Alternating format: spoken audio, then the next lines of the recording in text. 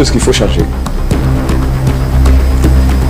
Oui, au Congo, il y a un changement qui est entendu par tout le peuple. Mais ce qu'il faut changer au Congo, ce n'est pas la constitution. Ce qu'il faut changer, c'est M. Félix Tshisekedi. Il n'est pas venu pour travailler. Il n'est pas venu travailler pour les Congolais. Il gère les Congos comme association Banakini.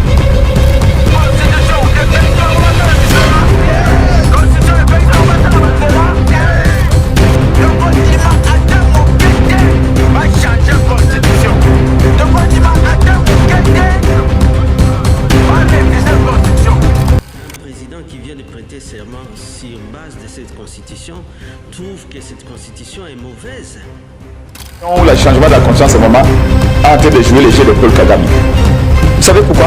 C'est ce qu'ils disent de vous par contre. Non, vous savez pourquoi? Parce qu'il veut détourner l'attention des Congolais des vrais problèmes, des vrais enjeux de la République. Félix veut toucher la constitution pour rester au pouvoir après 2028.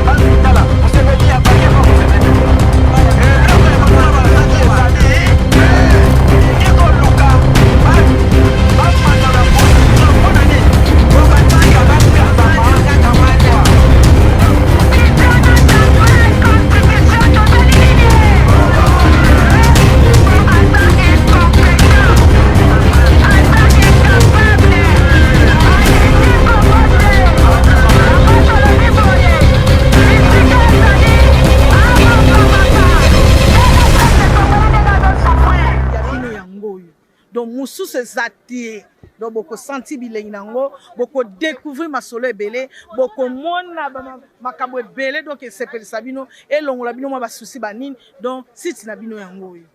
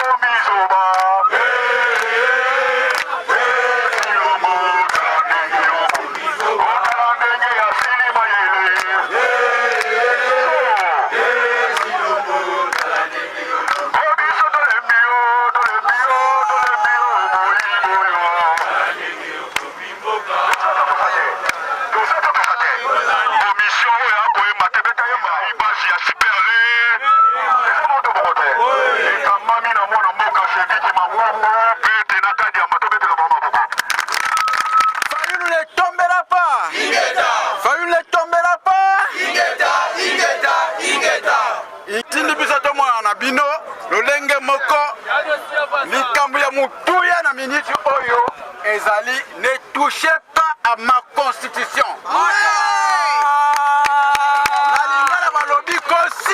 Constitution na biso. Comme que ma constitution na biso. Mo amba akolinga ba meka ma constitution. Maboko pona bino moko. Ya solo ndeko mboka eza kotepa tepa. Mboka efandi malamu te. Bokonzi bawelelaki lelo ekomi problème. Bakende boye bazonga boye eloko ezosimba ezali biso nyonso tolobi toko mutu ameka kosimba constitution mutu ameka korevize constitution tokei wapi na cohésion nationale tokei wapi na cohésion nationale tokei wapi na cohésion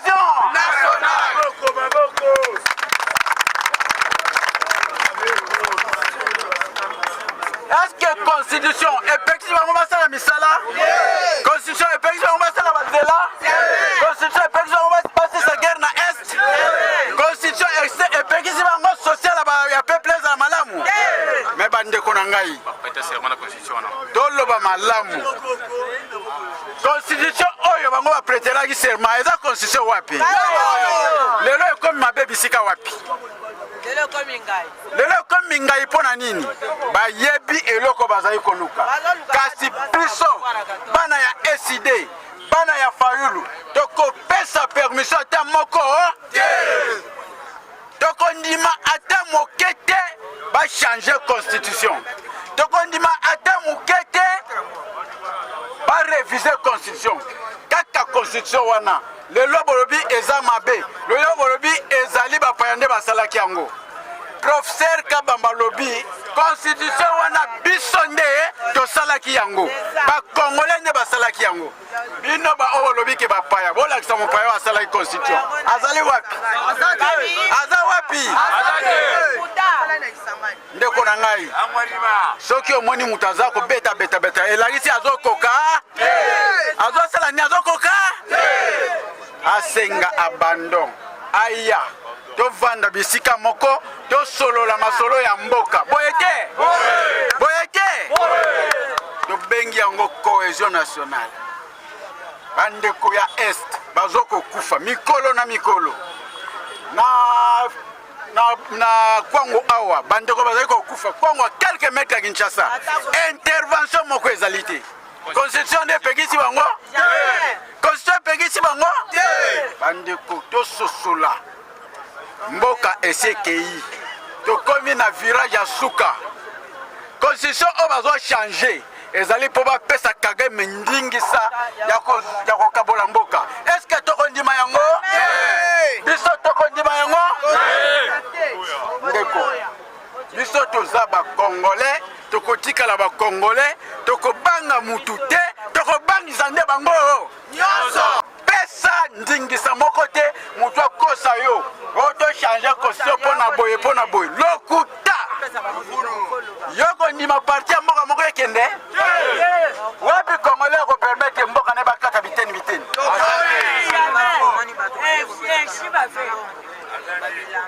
soki bomoni mutu ayeli bino bilamba mbongo o ndima kochange constitution loba na ye net nakomeka koteka mboka na ngai nakomeka koteka mboka na ngai likola mbongo ndeko jeunesse oyo botelemi bozo bénéficier nini bozo bénéficier nini bakanisaki tokozwa misale ndambe biso nyonso likola moto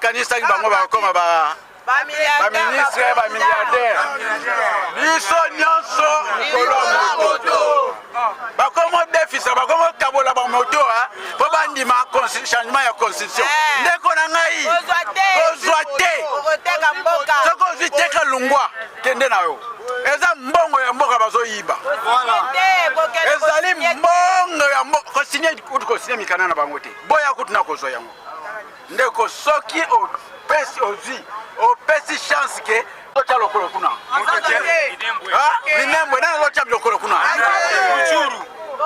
bazo kuna eza administration mususu bandeko na ngai bakonzi mususu ndeko na ngai ngai soki ya solo bandimi ke mboka eza kokabwana te bakende bulanga na tondima bango ya solo mwana nyonso ya Congo il faut atelemela changement ya constitution mwana nyonso ya Congo il faut aboya changement ya constitution boye te un bon congolais akoki kondima mokolo moko te Tshilombo a changé nini Tshilombo a changé nini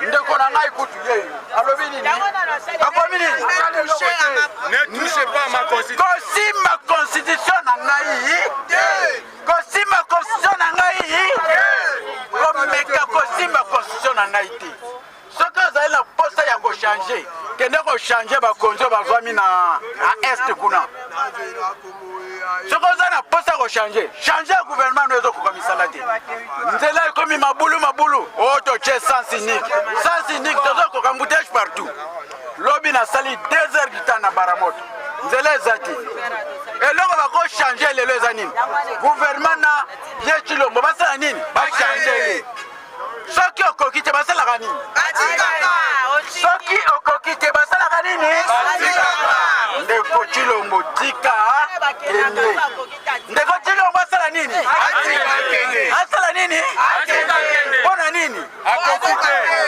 Tshilombo akoki te eloko bozoka changement de constitution révision constitution ezali soni bandeko na ngai constitution wana yango evandisa bango place wana constitution wana bakuta yango tozoluka mokolo oyo baaplike article 36 batika kokosa biso batika kokosa jeunesse ya lelo biso nyonso toza bakongolais moto kokosa moninga azali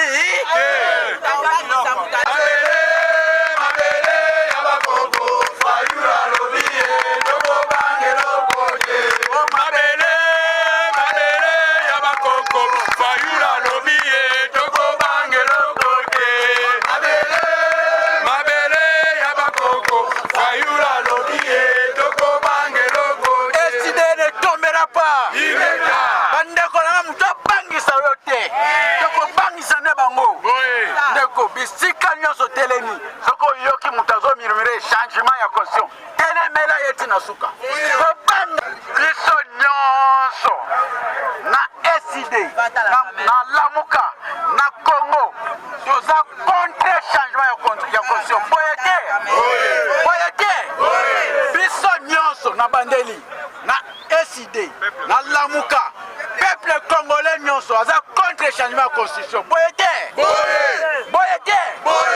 bandeko na ngai mutu akosa yo te changement ya constitution eza kokaba mboka oyo ekei deja ezali manevre oyo ezali kosala ke bazwa ndingisa ya kokabola mboka na biso bazali bato ya Kagame tala Museveni abake pa Museveni kuna eloko ya malunga basali ezali balingi koluka bamanolo ya constitution mpona nini po batika bangazama na pouvoir toboyi président avi na Congo boye te toboyi président avi na Congo soki mande esili basalaka nini ndeko tika kende tikela mpe baninga basala nini nalobi mpe na bandeli toboyi changement ya constitution toboyi révision ya constitution toboyi président avi na Congo soki manda esili sala nini alo manda esili soki sala manda na soki esili sala nini soki oboyi yaka tofanda tosolola tobengi yango cohésion nationale bandeko boya tofanda tosolola boya tosala nini botika changement ya constitution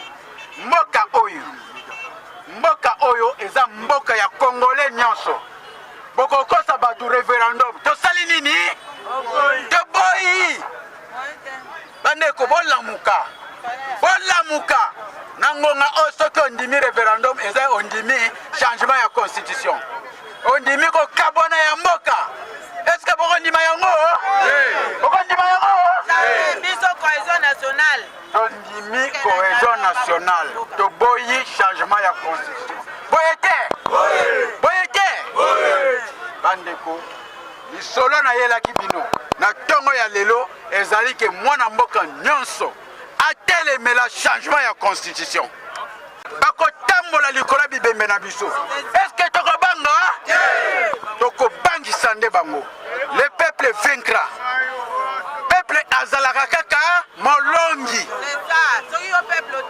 soki yo peuple otelemi bango bakochange constitution te mais kasi soki yo otikeli bango temps bakosala nini ndeko na ngai sosola ngonga yango oyo telemela yango lamuka na pongi tokende wapi tokende kotelemela bato bazali koluka kochange constitution eside ne tombera pas ingeta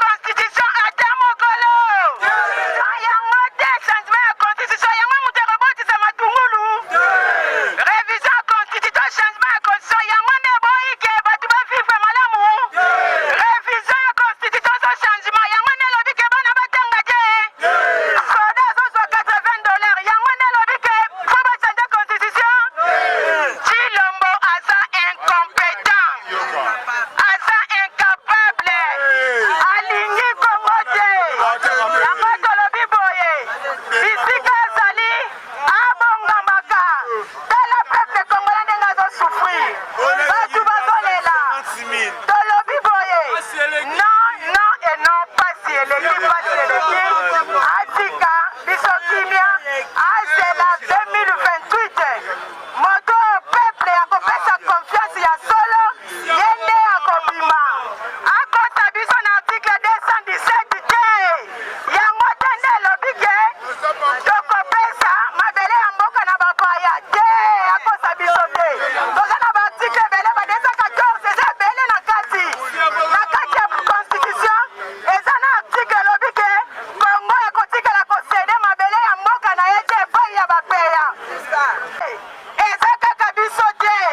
Eza na bapeyi ya Afrique mosusu baza na baarticle moko oyo batia esalaka ke bayambaka bapaya na ntango baza na bamakama na ntango baza na baproblème.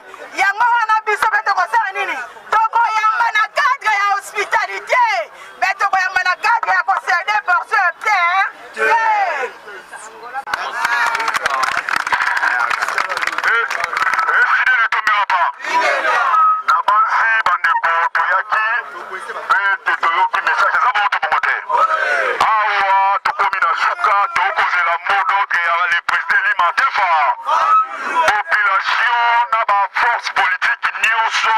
Il fallait tout ça, on a peut-être tout terminé la mécanique, oh, ya mabe, oh, et ça va, ya bino yango oyo donc mosusu eza te donc bokosanti bilengi nango bokodécouvrir masolo ebele bokomona makambo ebele donc esepelisa bino elongola bino mwa basusi banini donc